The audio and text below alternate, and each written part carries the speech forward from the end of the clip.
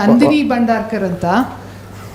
ಇತ್ತೀಚೆಗೆ ಸಮಾಜದಲ್ಲಿ ಹೆಂಗಸರ ಮೇಲೆ ಮಕ್ಕಳ ಮೇಲೆ ಲೈಂಗಿಕ ದೌರ್ಜನ್ಯ ತುಂಬ ಜಾಸ್ತಿ ಆಗ್ತಾ ಇದೆ. ಈ ಹೆಣ್ಮಕ್ಳಿಗೋಸ್ಕರ ಅಂದರೆ ಹೈಸ್ಕೂಲ್ ಲೆವೆಲಲ್ಲಿ ಅವ್ರ ಹೈಸ್ಕೂಲಲ್ಲಿ ಅವ್ರಿಗೆ ಜಾಗೃತಿ ಮೂಡಿಸೋಕ್ಕೆ ನೀವು ಲೈಂಗಿಕ ಶಿಕ್ಷಣದ ಬಗ್ಗೆ ಯಾವ ಕಾರ್ಯಕ್ರಮ ಯಾವುದಾದ್ರೂ ಹಾಕ್ಕೊಂಡಿದ್ದೀರಾ ಮುಂಬರುವ ದಿನಗಳಲ್ಲಿ? ಭಾಳ ಅವಶ್ಯಕತೆ ಇರತಕ್ಕಂಥ ಪ್ರಶ್ನೆ ಅಂತ ಹೇಳಿ ಭಾವಿಸ್ತೀನಿ. ನೀವೆಲ್ಲ ಓದಬೇಕಾದ್ರೆ ಮಾರಲ್ ಸೈನ್ಸ್ ಅಂತ ಹೇಳಿ ಇತ್ತು. ಇವಾಗ ಮಾರಲ್ ಸೈನ್ಸು ಎಲ್ಲೂ ಇಲ್ಲ.